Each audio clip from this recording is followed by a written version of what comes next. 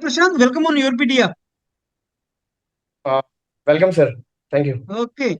And Prashant, I want to interact with you. You are a civil engineer, and your case is very peculiar case. You're a civil engineer, and you have done your MTech in structures from very prestigious IIT Gandhinagar. And now you are going to another prestigious global university in Sweden, Stockholm University, for data science. So आपका case इसलिए prestigious है because you are breaking some kind of conventions here. And whenever conventions are broken, that sets the example for many youngsters there.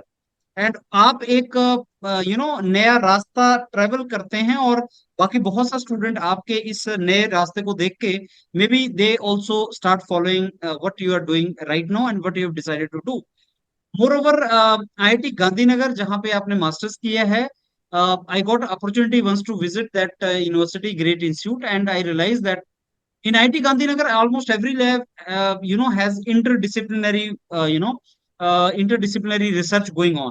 In fact, one of the labs which I visited, Prashant, there in the civil engineering department, there one student was from computer science, another was from, basic science, another was from mechanical engineering. So there were combination of the students. So I believe somewhere you have that culture in you, and you are exploring new option. I would like to interact with you and know many things from you for the benefit of student community. So सबसे पहले प्रशांत, I start with your very brief background in which you please tell us which part of India you are from. आपने graduation अपना कहाँ से किया है और graduation से लेके अभी तक का when we are interacting today in अगस्त 2024, तो अभी तक की आपकी जर्नी क्या रही? Uh, okay. Hello. Welcome. I am Prashant, and I am basically from Varanasi, Uttar Pradesh, and I have done my bachelor's in civil engineering, and I completed that in 2020 from NERIST, Northeastern Regional Institute of Science and Technology, which is a very prestigious university in Arunachal Pradesh, in the northeastern part of India. Then after 2020, I joined IIT Gandhinagar in early admit program. There I did 2 years masters in structural engineering, and and and in 2022, when I passed out, I got placed from IIT Gandhinagar, and then I joined a construction firm in Ahmedabad. There I did there I worked for 2 years, and right now I have left my job, and I'm planning to pursue a second master's in data science from Stockholm University. Wonderful. So, Prashant, you are going for data science in Stockholm University. I would like to ask you to tell us more about this particular program. Stockholm university के बारे में please हमें बताएं, Sweden के बारे में हमें बताएं, थोड़ा सा कैसा कंट्री है ये, और स्टॉकहोम यूनिवर्सिटी के बारे में बताएं, एंड इस कोर्स के बारे में बताएं, what is this course? I think uh, जैसे कि मैं स्विच कर रहा हूँ डेटा साइंस में, तो Sweden as a country IT के लिए बहुत अच्छी कंट्री है। uh, uh, जैसे कि स्टॉकहोम है, स्टॉकहोम शहर है, स्टॉकहोम शहर में कीस्टा एक जगह है जो कि आईटी हब है स्वीडन का। एंड आईटी हब है स्वीडन का, वो आफ्टर कैलिफोर्निया कीस्टा में या फिर स्टॉकहोम में largest number of IT startups है वहाँ पे। तो वो एक अच्छा डेस्टिनेशन होता है किसी भी आईटी स्टूडेंट के लिए। और मेरा जो यूनिवर्सिटी है स्टॉकहोम यूनिवर्सिटी, तो उसका जो कंप्यूटर साइंस डिपार्टमेंट है वो कीस्टा में ही है, that is in the Silicon Valley of Sweden. So it is a good thing. और मेरा जो कोर्स है वो है data, the exact name is data science statistics and decision analysis. ये एक इंटरडिसिप्लिनरी कोर्स है जिसमें which welcomes students from all works of courses. You just need to meet some mathematics mathematics and programming courses, which I think all engineering students, those students who have done engineering mathematics, they qualify. And like and also BTech में हम programming भी करते हैं, BTech में हम C++ courses करते हैं। तो वो जो कि मैंने शो किया था वहाँ पे, तो वो क्रेडिट रिक्वायरमेंट्स मेरे पूरे हो गए थे। तो मैं एलिजिबल था उस कोर्स में, तो फिर मैंने अप्लाई किया तो मुझे मिल गया वहाँ पे admission. Okay, so Prashant, now this Sweden में जो स्टॉकहोम यूनिवर्सिटी है, वहां पे जिस कोर्स में आप जा रहे हैं, you are a civil engineer, so that means there may be other branch of students also, it's interdisciplinary course, right? Uh, yes, you just need to meet their entry requirements, and students from all over, like courses like mathematics, physics, they or electronics or mechanical, they come and join those courses. But that course or that master's course is in that is handled by Department of Computer Science. Acha, what are the other requirements to get admission in this course? Some international exams like GRE, IELTS, TOEFL. What is the other requirement for this? For Sweden, we only have the language requirements, that is IELTS or TOEFL. And you just need a B2 level that course, and their selection criteria uh, is totally on your past performance of your bachelor's, Hmm. and like your percentages, and your profile. Hmm. Okay, Prashant, now I'll ask you a very relevant question here. You graduated in structural engineering and आपने 2 साल job भी किया, and now you decided to go for data science. I want very candid and very frank, answer from you on this particular question, because it's very, very, I'll say is important to know why after 2 years of your core job you want to shift over to data science. So what motivated you to pursue this particular course and shift from civil engineering to data science? Actually, if I मेरे जो मैं जब college में था, और मेरे जो likings थे वो दैट वर मोस्टली एनालिटिकल और mathematical, so I was more into mathematics. So फिर मैंने मास्टर्स किया स्ट्रक्चरल इंजीनियरिंग में, जो कि अगेन एक काफ़ी एनालिटिकल और काफ़ी मैथमेटिकल कोर्स होता है. बट जो कि बहुत इंटरेस्टिंग भी था.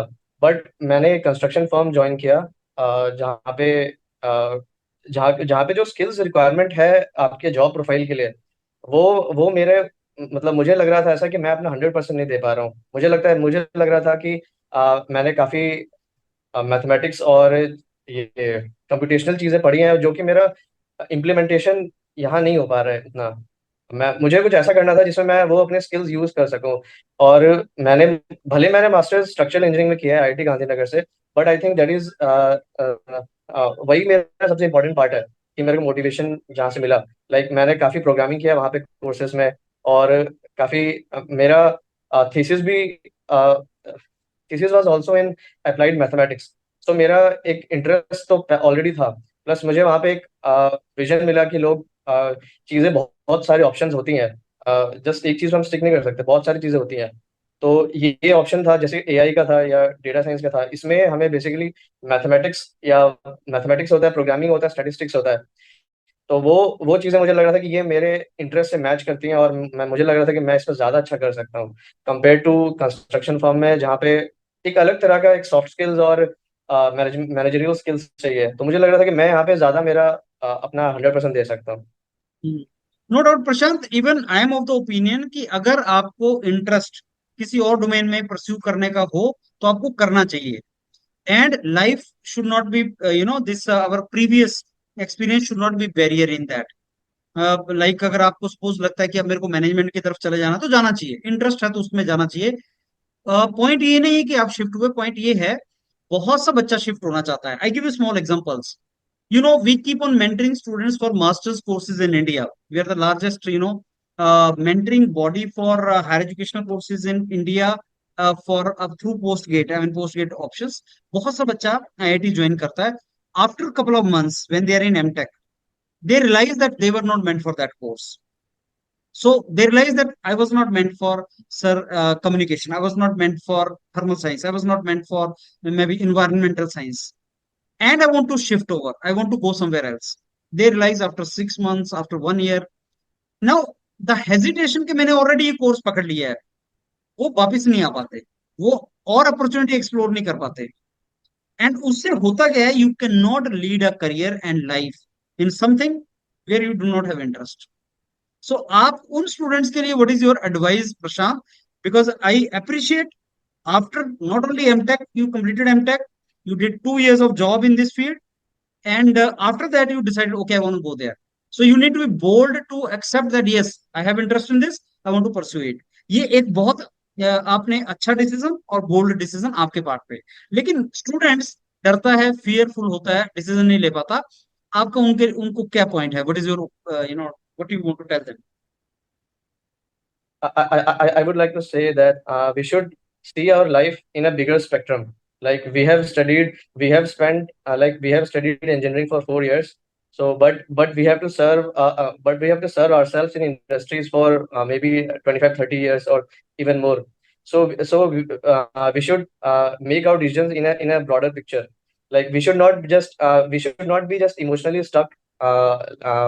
We should not be just emotionally stuck in our previous decisions. Like we should see ourselves as a problem solver. Yeah. uh, we should see ourselves as a problem solver, and we would just try to explore new things. And कोई बात नहीं, अगर आपने 4 साल 6 साल आपने कुछ चीज किसी और चीज में करा है, वैसे भी आप इंडस्ट्रीज में भी करते हैं, तो वो बिल्कुल अलग ही होता है चीज। वो चीजें अलग ही होती हैं जो हम करते हैं, जो इंडस्ट्रीज में करते हैं।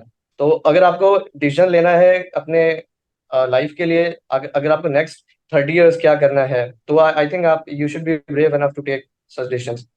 Yes, very true. So your 4 years of investment in graduation should not become barrier in your pursuing, career in domain of your interest, which you may be leading for 25, 30 years. Very well said. Now, Prashant, coming to expenditure part of this entire thing. So expenditure and time you invested to explore this option. सबसे पहले मेरे को ये बताइए, आपने कब process start किया था अपना ये यूनिवर्सिटी का, अब्रॉड यूनिवर्सिटी में जाने का? कितना टाइम लग गया आपको एंड प्रोसेस क्या था? सर मैंने लास्ट ईयर, आई थिंक इसी समय जुलाई में मैंने स्टार्ट किया था लास्ट ईयर। फिर मैंने आइल्स का प्रिपरेशन कर रहा था मैं जॉब के साथ। फिर मैंने सितंबर सितंबर तक मेरे पास आइल्स के रिजल्ट थे। फिर फॉर्म्स आई थिंक स्वीडन के 16 ऑफ अक्टूबर ये होते हैं डेडलाइन। डेडलाइन नहीं, 16 ऑफ अक्टूबर स्टार्ट हो जाते हैं। तो हमें कोशिश करना चाहिए कि हम जल्द से जल्द भरें, सारे करें, और हमारे पास सारे डॉक्यूमेंट्स रेडी हों, जल्दी से जल्दी करें हम, ताकि एंड मोमेंट पे रश ना हो। बहुत सारी चीज़ें और भी भरनी होती है फॉर्म्स में। तो फिर 16 ऑफ अक्टूबर तक मेरे पास थे सारे। फिर मैंने अप्लाई मैंने आई थिंक नवंबर के अराउंड किया था मैंने अप्लाई। फिर बट इसका रिजल्ट आया था 31 मार्च, नहीं सॉरी 21 मार्च को स्वीडन का रिजल्ट आया था। तो हाँ, फिर 21 मार्च को रिजल्ट आया था। स्वीडन का प्रोसेस एक सेंट्रलाइज प्रोसेस होता है, जहाँ पे हम 4 यूनिवर्सिटीज को सेलेक्ट करते हैं और उसको हम सीक्वेंस में करते हैं। हमारा first preference to fourth preference हम करते हैं। और फिर एक सेंट्रलाइज पोर्टल होता है स्वीडन का, और वहाँ पे जिसमें आप सेलेक्ट होते हो, फिर आपको मिल जाता है। फिर अगर आप नहीं होते हो तो फिर आपको सेकंड वाले पे, नेक्स्ट वाले पे आपका आता है कि उस पर आप एलिजिबल होते हो, आप उस पर सेलेक्ट हो जाते हो। तो वो चीज़ है। तो काफ़ी स्ट्रेट फॉरवर्ड और काफ़ी सिंपल सिस्टम है स्वीडन का हर चीज़ में। तो तो ऐसे इसका ही मतलब कि सिलेक्शन हो गया था मेरा। 6 मंथ्स का प्रोसेस होता है। You need to be patient and you need to wait for that, right? True. Unlike India, जैसे फरवरी मार्च में फॉर्म निकलते हैं और मई जून में आपका रिजल्ट निकलना स्टार्ट हो जाता है। Sometime you apply in some particular institute and with in 2 months, with in 1 month you get result. So it is not there in foreign university. I think it takes 6 months. Yes, it depends country to country. Like this was for Sweden, and Okay. for Italy or other countries, it might be even they might uh, declare it on January or Feb maybe. Okay. अच्छा प्रशांत, मेरे को ये बताओ, अगर जो civil engineer, chemical engineer, mechanical engineer या ऐसी branch के स्टूडेंट्स डाटा साइंस में अगर जाना चाहें, तो क्या उनके लिए what prerequisite is required? I mean what prior knowledge they should have, और they can choose the options like data science in these universities? Okay, जब भी हमें कोई डेटा साइंस की यूनिवर्सिटी में हम अप्लाई करते हैं, तो उनका एक यूरोपियन सिस्टम में ECTS सिस्टम होता है कि हमें उनके कुछ क्रेडिट रिक्वायरमेंट्स पूरे करने होते हैं। तो वो क्रेडिट रिक्वायरमेंट्स होते हैं मैथमेटिक्स के होते हैं और प्रोग्रामिंग के होते हैं। प्रोग्रामिंग में कुछ मिनिमम रिक्वायरमेंट्स होते हैं, 7.5 ECTS, और depending on the course, like मैं भी बहुत सारे कोर्सेज में मैं एलिजिबल नहीं था, तो मैंने वहाँ अप्लाई नहीं किया। बट आपको सर्च करना पड़ता है थोड़ा रिगरसली, आपको यूनिवर्सिटी पे थोड़ा टाइम टाइम देना पड़ता है, क्योंकि आप ब्रांच चेंज कर रहे हो, तो आपको थोड़ा सा ज़्यादा एफर्ट देना पड़ता है उनके रिक्वायरमेंट्स को सर्च करने में कि कौन सा रिक्वायरमेंट आप मीट करते हो। और आपके बैचलर्स में कोर्सेज में हम इंजीनियरिंग, सारे सारे इंजीनियर्स C++ बेसिक कोर्सेज, और हम कोर्सेज में अपने प्रोग्रामिंग करते हैं, तो वो हम शो कर सकते हैं वहाँ पे, और एक स्टेटमेंट ऑफ पर्पस अच्छा करके हम बिल्कुल ट्राई कर सकते हैं। Hmm. Okay, so you mentioned that you have written IELTS also. So what band of IELTS are required for eligibility? For eligibility, it is different for different universities, but usually it is 6.5. Okay. If you have If you're that much, and 6.5 and plus, that then is, it's okay. yeah, it's okay. 6.5 is okay. Okay. And Prashant, is there any minimum CGPA required in BTech also? Uh, for students specifically, I would say uh, there is no such minimum uh, BTech percentage required, but surely if you have high CPI, then you would have extra edge over others. Okay. Okay. Now coming to Sweden, Stockholm University. Why at the first place you thought of going to Sweden? There are other countries also. There's US and Germany, Canada, Switzerland. This other so many countries. Why Sweden?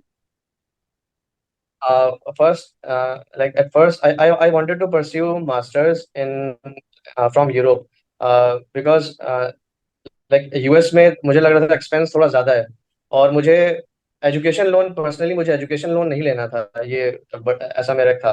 तो फिर मेरा M था कि मैं कोई थोड़े affordable options में जाता हूँ। तो मेरा फर्स्ट तो ये था कि जर्मनी पे अप्लाई करते हैं, बट जर्मनी में मैंने बहुत सर्च किया, तो मुझे मिल नहीं रहा था जहाँ पे मैं वो करूँ, जिसमें मैं मेरे रिक्वायरमेंट्स पूरे हो रहे थे, या फिर थोड़े उसके प्रोसेस भी मेरे थोड़ा हेक्टिक लग रहा था।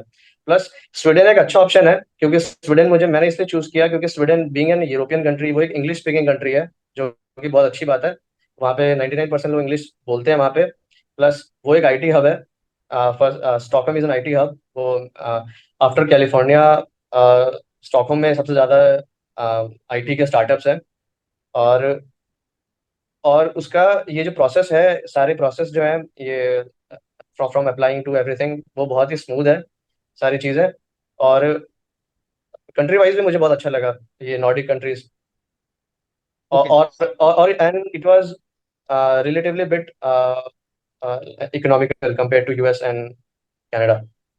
So there are a couple of things I'll summarize.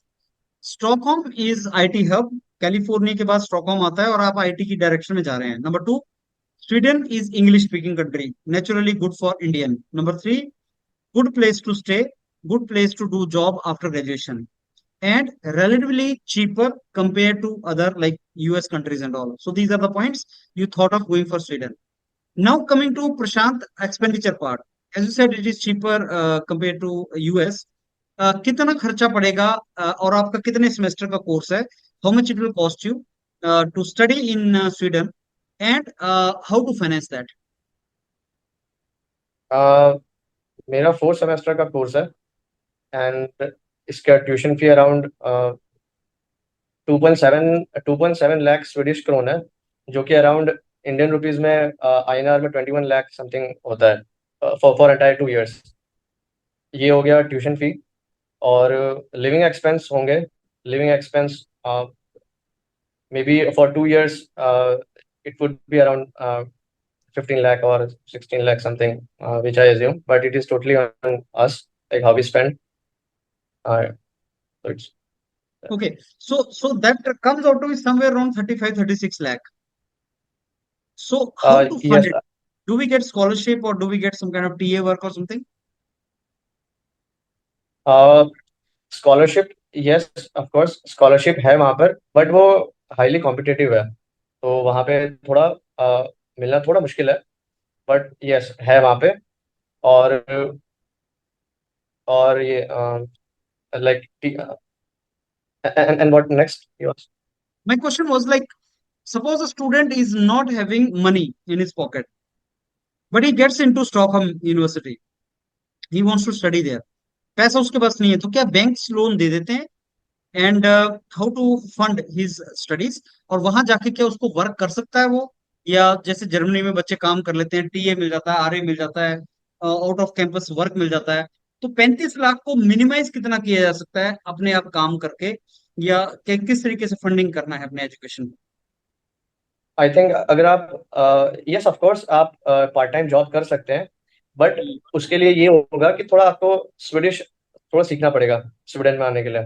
तो ओके। थोड़ा आप स्वीडिश सीख लोगे तो फिर होपफुली आप एक जॉब लैंड कर लोगे, पार्ट टाइम जॉब, तो आपके लिविंग एक्सपेंसेस तो आई थिंक पूरे हो जाएंगे पार्ट टाइम जॉब से।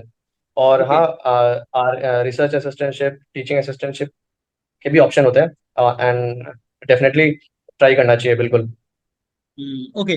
So, Prashant, now coming to your this after graduation, opportunities in that country.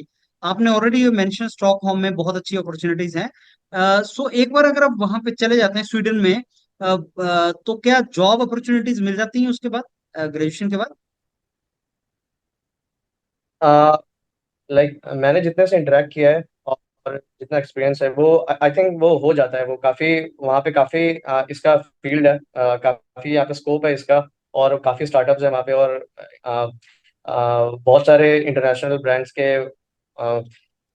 Headquarters है वहाँ पे। तो आई थिंक सारे लोगों को मिल जाता है जिन्होंने से मैंने बात किया है। And can you tell us like, जैसे अभी स्वीडन में और यूनिवर्सिटीज कौन कौन सी हैं? KTH I know, Stockholm I know, what are the other universities in Sweden?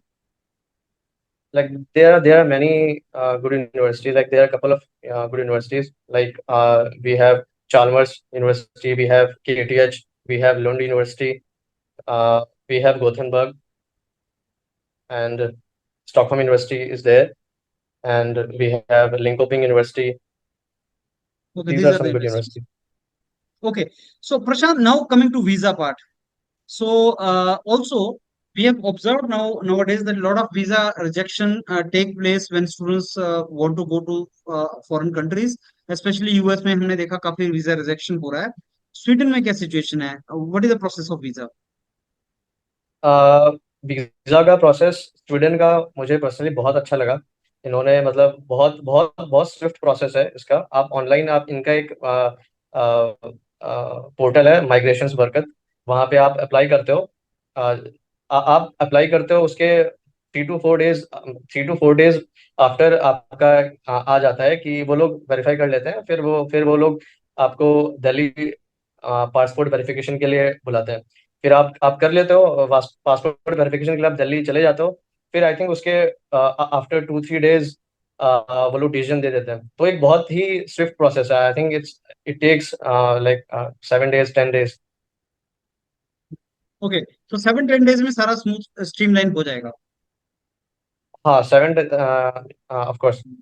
तो आपका वीजा में इंटरव्यू होता है क्या? वीजा में एक्चुअली स्वीडन में अगर आप 3 महीने से पहले के लिए जाते हो तो आपको वो लोग वीजा कहते हैं। अगर आप 3 महीने के लिए से ज्यादा आप स्टे करने वाले हो तो उसको रेजिडेंस परमिट कहते हैं। वो लोग रेजिडेंस परमिट देते हैं उसके लिए। तो बेसिकली उसके लिए आपको कुछ डॉक्यूमेंट्स देने होते हैं, जैसे कि आपका पासपोर्ट चाहिए होता है, आपका नोटिफिकेशन ऑफ रिजल्ट चाहिए होते हैं आपके, नोटिफिकेशन ऑफ रिजल्ट, फिर passport, we have like notification of result, and bank statement. Yes, bank statement आपको करना होता है। वो आपका होता है कि आप जितने मंथ के लिए आप वीजा अप्लाई कर रहे हैं, तो उसके पर मंथ आपके something 10,000 kronas, 10,000 something per month का उनका है, वो जो कि चेंज होता है। तो वो आपको इतने multiplied by number of months आप जितने अप्लाई कर रहे हो, वो आपका बैंक स्टेटमेंट शो करना होता है। बस यही डॉक्यूमेंट चाहिए होता है, और फिर कुछ दिनों में हो जाता है। Wonderful. So admission is once in a year और twice a year? It is twice in a year. Okay, so probability is equally there to get admission, probability same?